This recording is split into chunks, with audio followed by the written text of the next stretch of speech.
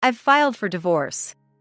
You've got a week to get out," George said with a look of disdain, holding hands with the woman standing next to him, seemingly flaunting their closeness. Occasionally intertwining arms and joking around, I felt bombarded by what they were trying to show off. This happened right after I was discharged from the hospital from a sudden illness. For some reason, George's name was missing from our family register. In a panic, I returned home only to find an unfamiliar woman there. I remember hearing that George had taken advantage of his company's welfare program to care for me. Using his caregiving leave to cheat? What nerve! He's always been the type to discard anything not essential to his life. It seems I'm no exception now. I never thought I'd be treated with such contempt by my own husband. He must think he's the one who gets to make all the choices, that his word is law. Otherwise, he couldn't be this cruel. But I've already made moves he can't just talk his way out of. He'll soon realize he's not the only one in the dark. My name is Erica Smith, a 40-year-old caregiver working in a nursing home. After graduating from college, I worked in sales for a while but have been dedicated to caregiving ever since I quit sales. I met George, my husband, through work when I was 35. The cafeteria at the nursing home where I work is operated by an external company. It was chosen by the owner who's very particular about food, ensuring our residents eat well. Eating delicious food brings vitality to life, says the owner, who compared many companies before choosing the current one. It's a blessing that their representative, George, visits our facility 2 to 3 times a month. Over time, we started chatting during his visits. Over time, as I regularly visited the facility, we started to engage in small talk. Working at a company related to food also drew me to the meticulous way of life I lead every day. I was drawn to how meticulously he lived, a rarity among single men living alone. Hearing about his routine of starting the day with his favorite bakery's bread and coffee, having a vegetable-rich dinner, and ending the day with herbal tea was quite surprising. "George, you live so thoughtfully. I'm always rushing around. I'd love to learn from you. It's nothing special, just doing what everyone does." But that normal is something special about you, George. I don't even know where to start. Maybe start with herbal tea. I'll bring you some of my favorites next time. Please try them. Our conversations grew more frequent after he introduced me to herbal tea. The tea George recommended was so good, I started drinking it daily, not just for health but because I enjoyed it. "Hi. That herbal tea you recommended was delicious. I even bought some for myself. I think I can keep this up." "That's great. The tea I gave you helps calm a restless mind. I thought it would be perfect for you." "A restless mind? You seemed tired." "I thought if your mind was at ease, your feelings might change too." George's gaze was filled with kindness. I'd always been focused on others, neglecting myself. To know someone cared this much was a revelation. I was feeling a happiness I had never experienced before. "Ever since I first met you, Erica, I couldn't stop thinking about you. I'm so glad we can talk like this now. If it's okay with you, Erica, would you like to date me?" My answer was already decided. "If you're okay with me, I'd be delighted." I've always thought my life was somewhat unremarkable. After graduating from a college I chose on a whim, I was hired as a salesperson at a company but couldn't achieve the sales targets and was always getting yelled at. Being called a burden to the company and useless, I got fed up and quit. Then, I ended up working at a nursing home by chance. As I worked, I realized the depth of caregiving and continued my studies to get certified while working, even with night shifts. It was hard putting myself last, but someone was watching over me, working tirelessly. To think there's someone who sees me working tirelessly without concern for appearances. Finding time amidst our busy schedules, George and I spent time together. Our dates were simple, involving shopping or movies. Shopping for our future life together made me feel so happy.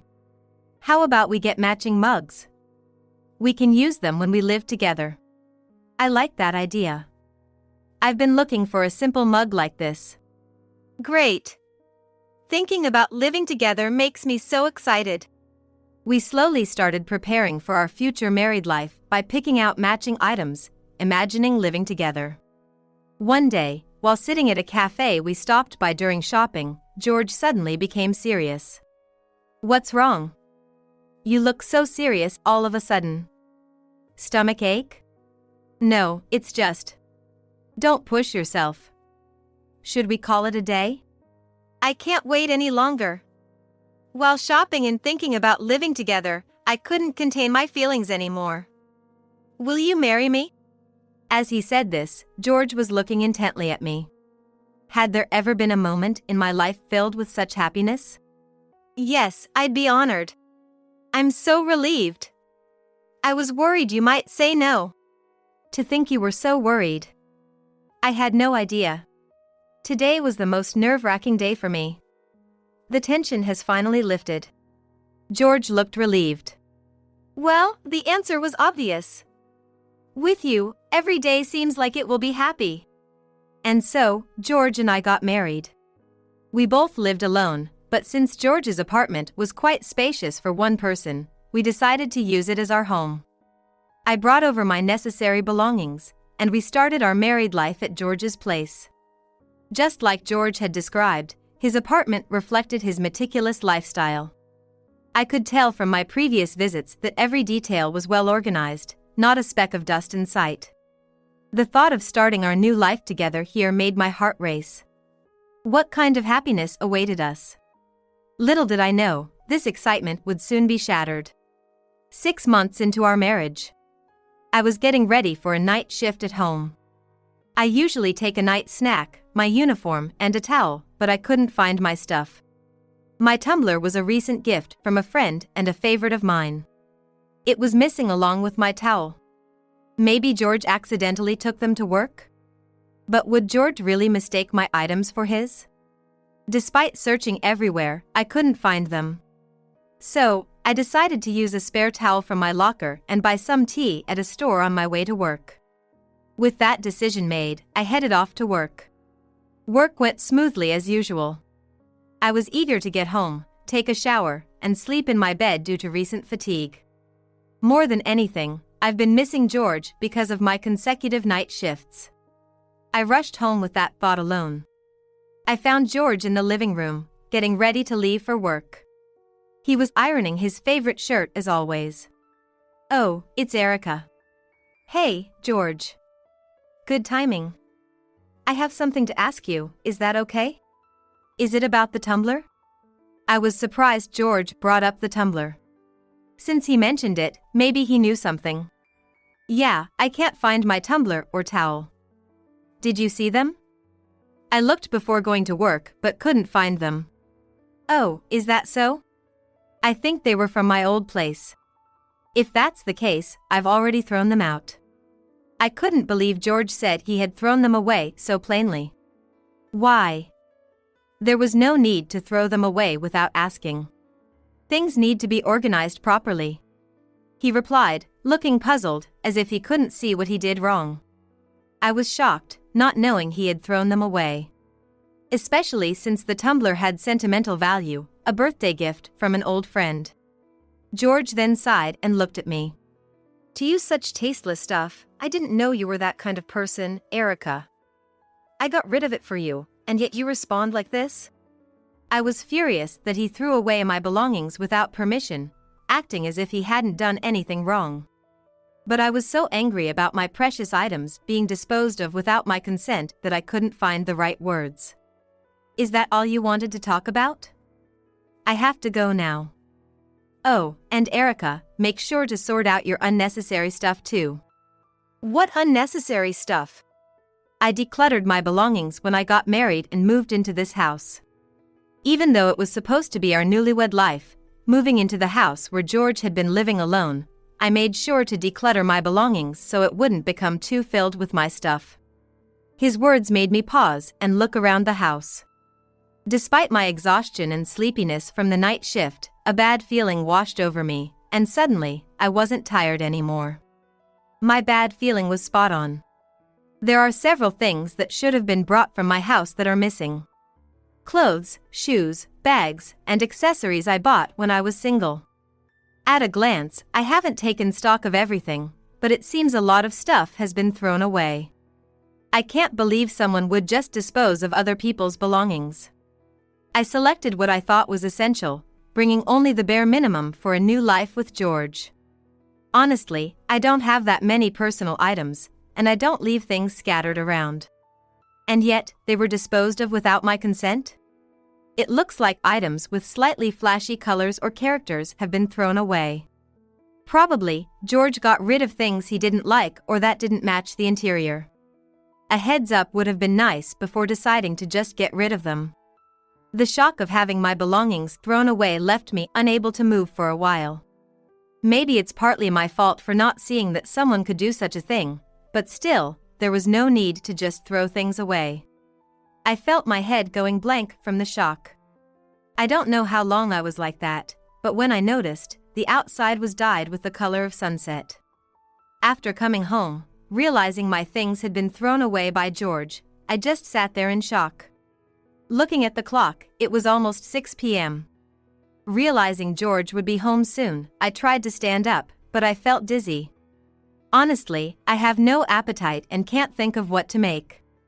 While I was like this, George came back. "I'm home, what have you been doing all day?" "Ah, George, welcome home. I'm feeling a bit under the weather." "Oh, is that so? What about dinner?" He seemed disinterested in me as he took off his suit and sprayed it. "Sorry, I haven't made anything because I'm not feeling well and I don't have an appetite.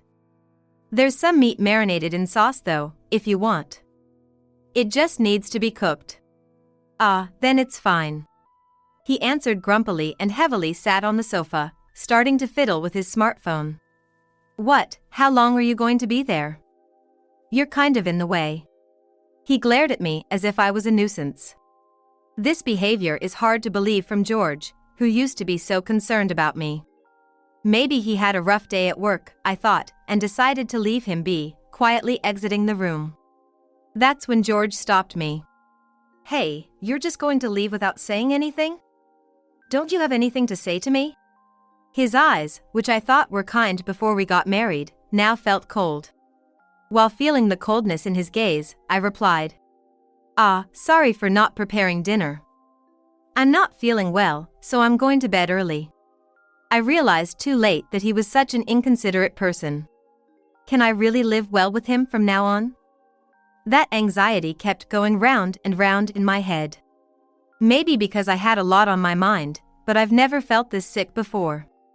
I get dizzy easily, and I'm constantly battling nausea. Honestly, I can't work. On my days off, I spend the whole day in bed, and I'm taking time off work intermittently. I used to be able to bounce back after a day's hard work, but now I'm just falling apart. On my days off, I spend the whole day in bed, and I'm taking time off work intermittently. The cause wasn't clear, but I had to be hospitalized for tests because I was feeling unwell. After several days in the hospital without a clear cause and no improvement in my condition, my stay was extended. I was anxious that George might be upset during this time, but then George visited my hospital room. "Sorry for bothering you during your busy work schedule, George. The cause isn't clear yet, but I'll be back on my feet soon, so please bear with me. Don't be silly, don't apologize. I'll do my best to support you until you're feeling well again." George had returned to the kind smile I saw before we were married. The George the first saw at home that time must have been grumpy just because of work or something. I convinced myself of that. "Thank you. Well, I'll be heading back for today." "Oh, right, I'll take some leave for caregiving, so call me any time you need." Saying this, George left. I remembered George mentioning once about his workplace's benefits, including leave for family care. He hadn't gone into detail about how many days or the specifics, but I remembered thinking that large companies really are different. While I wanted him by my side because I felt lonely, this leave was a blessing since I might need to ask him for various small favors. I immediately contacted George to bring some things to the hospital, but every time I called, it went to voicemail. Thinking it was strange, I went to sleep that day, but but the next day my calls still wouldn't go through. It was definitely odd, and even after leaving a message, it never got read. While feeling anxious, I focused on my treatment to get over the mysterious illness. Thanks to concentrating on the treatment, I was able to leave the hospital after about 3 weeks.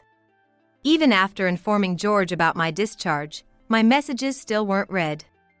I became anxious, wondering if something had happened to George. I just wanted to get home as soon as possible. Then I remembered I needed documents for work submission. There seemed to be documents I had to submit at the municipal office. It was a bit tough going there while still recovering, and more than anything, I was worried about George, but thinking it would be difficult to go back later, I stopped by the municipal office on my way home. I felt odd looking at the documents issued by the office. On a document that should show data for all family members, only my name was printed. Since it was supposed to output data for the entire family, George's and my names should definitely have been printed. At that moment, I had a bad feeling. Rushing back home, I sensed someone other than George was in the apartment. I could smell a perfume that George doesn't usually use from the entrance. Entering the living room, there was George and a woman I didn't know. Huh? George, who is this? George, smirking, turned around with the woman clinging closely to him and spoke. Is this the person George mentioned? Ah, but it's okay now. I had no idea what was okay. And in this situation, I felt like I was in a drama, something I could coldly observe from a corner of my mind. I became so stunned that I accidentally dropped my bag. The documents issued by the municipal office fell out of the bag. I reconsidered and decided to ask George a question. Hey, who is this person? And when I got documents from the municipal office, only my name came up. Do you know anything about that? George answered with a smirk. I filed for divorce. For a moment, I thought I had misheard, but judging by George's demeanor, it didn't seem like a joke. What? Wait a minute. What do you mean, filed for divorce? That's because I don't need a failure. It's only natural to get rid of things you don't need, he said, snorting disdainfully. I thought marrying you might make life a bit easier, but that's not the case at all. Plus, being hospitalized with an uncertain discharge date because of your health issues, that's just bad news. Really? If it were me, I couldn't just leave George like that. Getting rid of dead weight is the best option.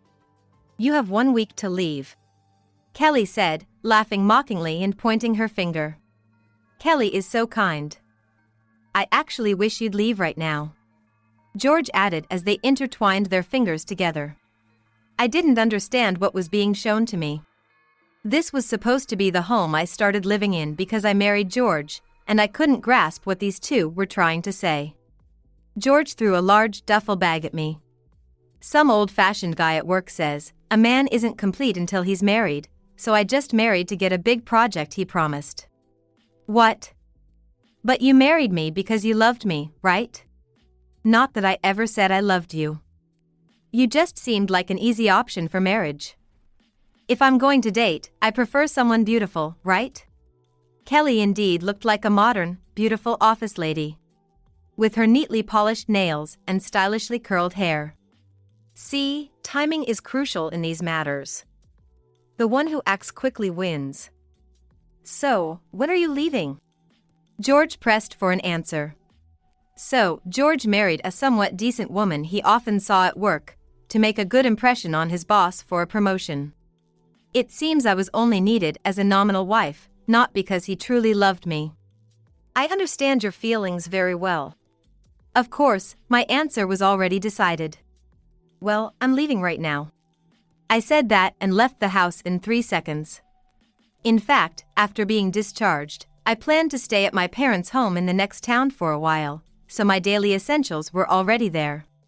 My work necessities were in my locker at work, so no issue there. I packed the documents left next to the table into my bag before leaving. The bag contained documents from a detective agency and an envelope with George's company's name printed on it. Then, I decided to head somewhere specific. My destination was George's office. I had visited George's office 2 or 3 times before for various reasons. Actually, a letter had been sent to me from George's company while I was hospitalized. It was forwarded to my hospital room. The envelope addressed to me contained several documents needed for family care leave. It turns out there were documents that needed to be filled out not only by George's side but also by me, the one being cared for, so they were sent to me. I came to George's workplace in person to submit these documents. George's boss, who had thrown us a dinner party to celebrate our marriage at the time, just happened to be there, so I handed them directly to him. He looked at me in surprise and kept glancing back at the whiteboard in the office. The whiteboard had a big magnet saying caregiving leave, and below it, return date undecided. It means that within George's office, he was known as someone taking leave to care for his wife, with no known return date. Given that I, George's wife, had recovered and came to deliver the documents myself, it's no wonder he was surprised. I answered honestly to all the questions George's boss asked me about the reason for my hospitalization, the frequency of visits, the details of the support, and more. George's boss looked at me with a face that seemed to say he couldn't believe it. Apparently, what George had told him was completely different from my report, and he was confused. However, after comparing the medical documents and hospital receipts I submitted with the days George had taken off, he seemed to conclude that I was telling the truth. Then, I handed over another document. A document proving the divorce, which left George's boss speechless. If a person who claimed to have taken leave to care for his sick wife was actually divorced, the boss couldn't just stay silent. It seemed like the company decided it was no different from taking dishonest leave, and some form of disciplinary action was inevitable. Indeed, what George did was downright dishonest leave. And that too with infidelity involved. Taking dishonest leave for an affair and filing for divorce without consent. Unforgivable. When I left George's workplace, I noticed dozens of missed calls from George. Wondering if he still had something more to say, I was about to put away my phone when a call from George came through. "Hey, you didn't go talking unnecessary stuff, did you?" That was the first thing he said, and I had to suppress the urge to retort. "Unnecessary stuff? Whatever you say, people are gonna believe me anyway, so don't get it twisted," he said before hanging up. Was George trying to warn me with that? He must be assuming I wouldn't dare speak up. I went to a law firm and consulted about the divorce and suing for damages for George's infidelity. I provided the evidence and information on the other party gathered by the detective agency I had hired earlier, deciding to demand compensation from both George and his affair partner. I couldn't let them get away with taking the best parts for themselves and then turning a blind eye to the rest. The lawyer worked quickly, and a few days later, documents demanding compensation were sent to both George and his affair partner. They both called in a panic. "Hey! What the hell do you think you're doing? Yeah. How dare you, the one who wasn't chosen, do something like this?" They sounded like yapping puppies, making my ears hurt just by listening. Nothing much. Just doing what's natural. You didn't really think it would all end without any consequences, did you? How dare you, Erica? When did you find out? When? I've known for quite a while. Even though I work night shifts, not seeing you for days on end is obviously strange, don't you think? That's because. Thought you wouldn't be suspected if you said it was for work? I'm the type who wants to know if something seems off. That's why I had it investigated. On the other end of the phone, George's breathing sounded rough, possibly from anger. You had it investigated. That's low. And sneaking around to meet your affair partner while married is better? I heard she's someone from a client's company. What Kelly does or who she is has nothing to do with you. If anything happens to Kelly, I won't forgive you. His logic seems to be in a fantasy world. He doesn't seem to grasp the situation he's in. You have time to worry about others? Well, just stop causing trouble for everyone around you. There was another issue. Kelly, George's affair partner, hadn't paid any damages I sue her for yet. Either she thinks she doesn't have to pay if she keeps quiet, or maybe she truly believes she's not in the wrong. Either way, I couldn't let this go without doing something. I decided not to just let it be and consulted my lawyer again. Eventually, we decided to garnish Kelly's wages. With her salary garnished, her workplace must have found out about the affair. Kelly bombarded me with calls. Picking up the phone felt like a hassle, but I didn't want to delay dealing with this nuisance, so I finally answered. "Hey, what's the meaning of this? Because of you, I'm about to get fired." It seems her workplace found out about her affair and she's being shunned. Both Kelly and George, though they work at different places, are facing the choice of being transferred to a remote sales office or resigning. Well, if someone like you, who cheats, is in the workplace, it's bound to affect the atmosphere, right? Just choose between transferring or quitting. Impossible. I'm not the type who can live in the countryside. If you hadn't said anything, I could have continued as is. You thought you could continue like this? I couldn't help but ask, feeling incredulous. Yes, I can get married, and George can marry me and be happily ever after. I felt a bit sorry for Kelly. Being ignorant might be a form of misfortune in itself. Do you seriously think that? On what basis can you say he won't cheat again? Well, if there's love, there won't be any cheating. You don't have to tell me. Fine. If you're okay with my leftovers, go ahead. But don't think you can dodge the damages I'm going to claim. I decided to end the call after saying my piece. People who do such reprehensible things can't just find happiness. Thinking they can secure their happiness after cheating is a huge mistake. Rumor has it, both George and Kelly are living miserably. Stressed out by being ostracized at work and eventually resigning to escape, their job searches are hampered by their reputations spreading unexpectedly far. Naturally, no one wants to hire someone known for cheating, and they're struggling to find work. Was it about half a year after the divorce? George called me. Hello, what now? Hey, can I work at your place? I can't find a job anywhere, and I keep getting rejected everywhere I go, and I'm struggling to make ends meet. It's because you've been doing things too shameful to mention to others, isn't it? I was thinking maybe I could work at your place. I'm flabbergasted at his audacity to say such a thing. I could work for you. What is that supposed to mean? Stop making a mockery of everything. It's high time you realize that you're in this situation because of your own doing. After my words, it seemed to have hit George hard, and he hung up the phone. I might have never spoken so clearly to George throughout our relationship and marriage. Finally saying what I really thought felt liberating. I'm still working at the care facility without change. After spending some time at my parents' place post-hospitalization, I've returned to work and am enjoying living on my own again. Working in a care facility is never dull because every day is a learning experience. Even with qualifications and continued employment, no 2 days are the same, making it stimulating. One day, I received an offer for a promotion. They noticed my dedication to my job and wanted me to lead my colleagues as a chief. Honestly, I've never taken on a leadership role before, so I'm both thrilled and a bit bewildered by the sudden offer. However, it's an opportunity I'd like to embrace and do my best. Moreover, the results from my caregiving certification exam came back. To my delight, I passed on the first try. With this qualification and the potential raise, I can earn enough to live on my own without any issues. Moving forward, I want to believe in my potential and keep challenging